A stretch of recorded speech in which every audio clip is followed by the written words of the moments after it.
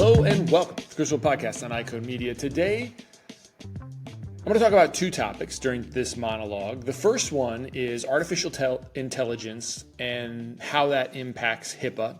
And then the other one, we're going to talk about the new HIPAA final rule on reproductive health and how that impacts our practices. So as always, be sure to subscribe to the podcast, write a review, share it with your friends, and support those who support us. The most common questions I get include, what ophthalmological codes or evaluation and management codes should I use? What ICD-10 codes do I need to bill with this CPT code? What CPT codes can be billed together and what can't? And my favorite, how do I manage a patient who has diabetes who comes in for a quote-unquote routine eye exam? These questions really highlight the confusion and uncertainty that serves as a daunting hurdle for providers, makes it more challenging for them to care for their patients and provide those patients with the best opportunity for a lifetime of ocular health and clear vision. That's why we built iCode Education for this specific purpose. Our mission is to provide optometrists with resources to help you understand disease states, revenue cycles, and billing and coding so that you can put that on autopilot and truly care for your patients. Check out iCodeEducation.com. That's EYECODE education.com. We've developed a premier billing and coding bundle that includes all of our billing and coding resources in one place. We also have a 10% discount code just for listeners of this podcast. Enter the coupon code EYECODEMEDIA22 at checkout. We'd love to work with you. Check out iCodeEducation.com. Hello, dedicated optometrists. Are you looking for a way to support your patient's vision and overall eye health? Let me introduce you to Vision Edge Pro, a visual performance supplement that stands out in our profession. Vision Edge Pro contains a balanced blend of mesozeaxanthine, lutein, and zeaxanthine in a 10-10-2 ratio. This combination has been scientifically shown to increase macular pigment density, which enhances visual performance, including contrast sensitivity and vision in glare situations. Additionally, Vision Edge Pro provides 300 milligrams of DHA and EPA, fulfilling the daily requirements for omega-3s as recognized by the leading health organizations. This ensures your patients receive the essential nutrients their eyes need for optimal health. Whether it's for everyday screen use, night driving, or enjoying the outdoors, Vision Edge Pro supports your patients in seeing their best. Recommend Vision Edge Pro for your patients today and help them achieve clearer, healthier vision. Contact your local MacuHealth representative for more details. Vision Edge Pro, because your patients deserve the best in eye health. Go to MacuHealth.com and use the coupon code PODCAST2024 at checkout for special discounts. So today is all about HIPAA, and if you are a current Practice Performance Partners Essentials member, Pro member, or Enhanced member, you're already covered with all the things that we're going to talk about related to compliance. So these topics are complex in general. I'm going to try to simplify them as much as possible. But even if you're not a member, this episode will give you the clarity you need to keep your practice compliant and at least know kind of the ideas that you should be around what you're going to do in terms of compliance for your practice related to new HIPAA updates. So let's dive in. In this first part, we're going to talk about HIPAA and artificial intelligence and potentially overlooked compliance issues. So obviously, we're in a moment where AI is transforming healthcare faster than policy can keep up. And really, here's the catch. The reality is that HIPAA already applies, even if AI isn't mentioned by name. So what's this mean for our practices? If AI tools or processes require protected health information, or PHI, it's got to comply with every single HIPAA security and privacy rule that already exists. There's nothing new. But there are some things that make this a little bit serious. First of all, several large companies have already faced major lawsuits and fines because of their AI vendors who shared AI-generated data without proper oversight, consent, or other protections in place. And in every case, the healthcare entity, not just the vendor, was held liable, even if they didn't know about the misuse. So let me break it down a little bit further. The most common use cases of AI in healthcare include diagnostics, so things like analyzing retinal images, OCTs, predicting disease progression. Things like marketing and data analysis, where we're tailoring campaigns based on patient needs. Things like telehealth, where AI assistance with triage and interpretation.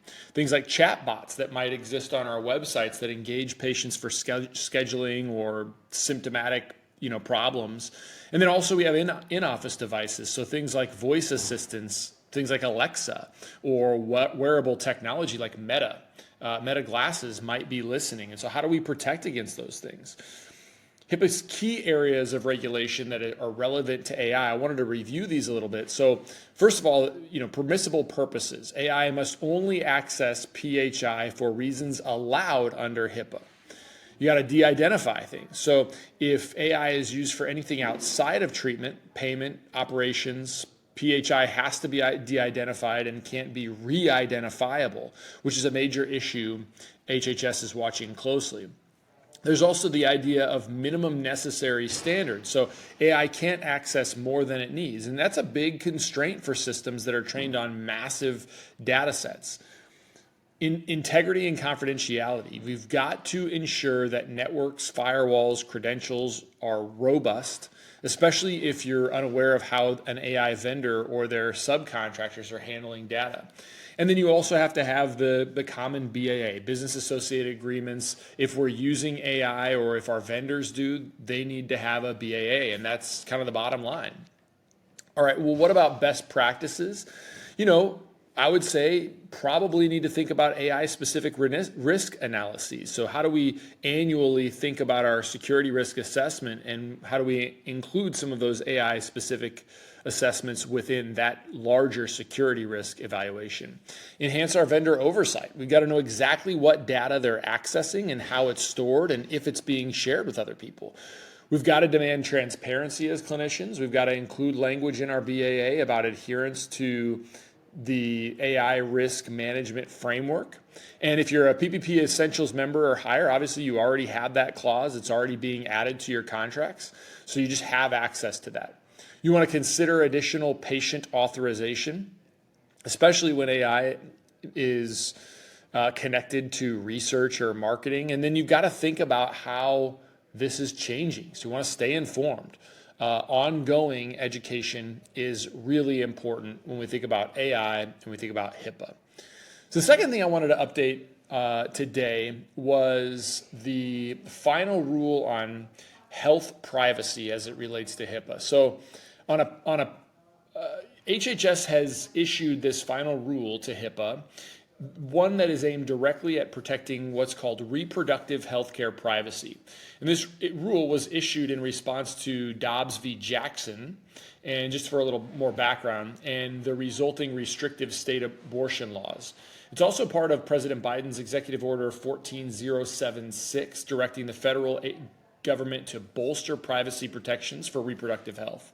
CooperVision and the AOA have joined forces in a groundbreaking initiative to transform how optometrists treat children with myopia.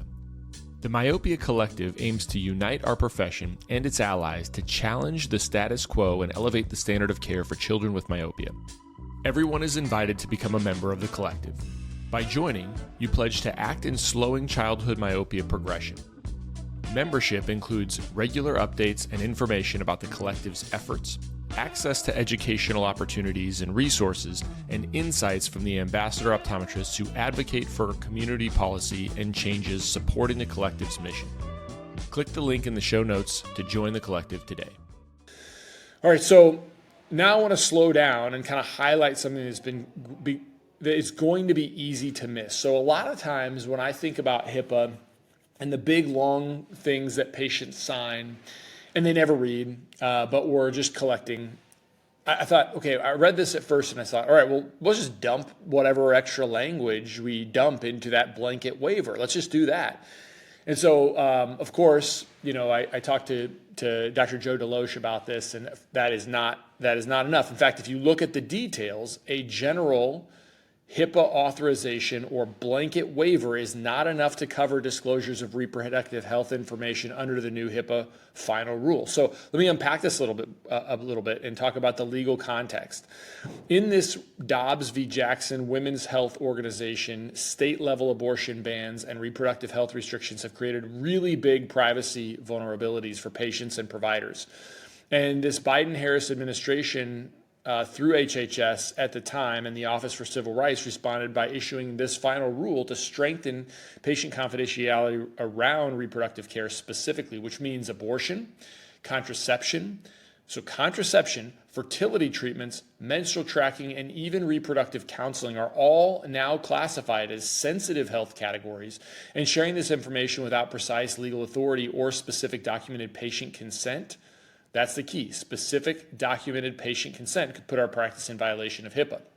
So most of these are if I were going to boil this down to probably the biggest risk category, are going to be the documentation of contraception. So in this regulatory language, it's clear covered entities and business associates cannot use or disclose PHI for purposes related to reproductive care unless the use is explicitly permitted under HIPAA, which means treatment, payment, operations, etc., or the patient signs a valid and specific authorization. So specific authorization that meets enhanced legal standards. So if your practice is sharing PHI for reasons beyond the TPO scope, so what's permitted for treatment, payment, operations, like legal defense, research, marketing, third-party AI tools, you can't just rely on a checkbox for your new patient package from 3 years ago.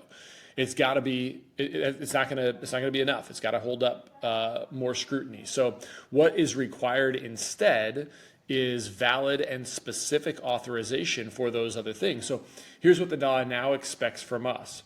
If our practice might disclose reproductive health information for any non-TPO purpose, then you must obtain a separate standalone written authorization that specifies exactly what reproductive information is being disclosed, identifies the recipient of that information, clearly states the purpose of the disclosure, and meets all elements required by HIPAA's authorization rule under 45 CFR. Is signed and dated by the patient, and it must be separate from your standard HIPAA privacy practices and not embedded inside your general HIPAA forms. So obviously, common pitfall is thinking consent to treat covers this. And a lot of practices, especially smaller ones, tend to bundle things together in our HIPAA forms. We might have one master document that includes our notice of privacy practices, consent to treat, general authorization to release records. And it's tempting to just add one sentence like, quote, this includes all reproductive information, end quote. But that's not going to work under the rule.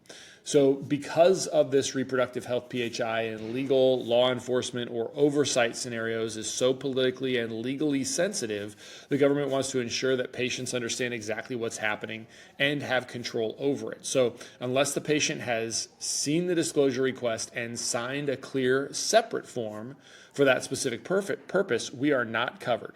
So what do we do now? I think the practical to-do list is review every use of PHI in your systems that might involve reproductive health, especially AI tools, third-party billing platforms, and legal or audit workflows. You want to create a separate reproductive PHI authorization form, or one that's provided by your compliance partner. You want to train your staff on when and how to use this form, and they need to know that standard HIPAA forms are no longer enough in certain scenarios. Now, bottom line is if you're a practice performance partner member, as I said before, Essentials, Enhanced, or Pro, we're already doing this for you. You'll receive a reproductive health specific PHI authorization form, a revised notice of privacy practices, and a compliance checklist that helps you and your team handle these situations confidently. We'll also include model attestation language once HHS releases it, so you're already ahead of the compliance deadline. But this is coming up soon, and it's about more than checking a box. I think that's the bottom line. This is about protecting your patients and your practice specifically. In an environment where data is weaponized and privacy is under attack, clarity and specifically and being very specific in terms of the releases that you have are your best defense. So let's make sure we get this one right. Thanks so much for jumping on today and listening. I hope this was helpful. If you found it valuable, please share it with a colleague, and don't forget to subscribe. We'll see you guys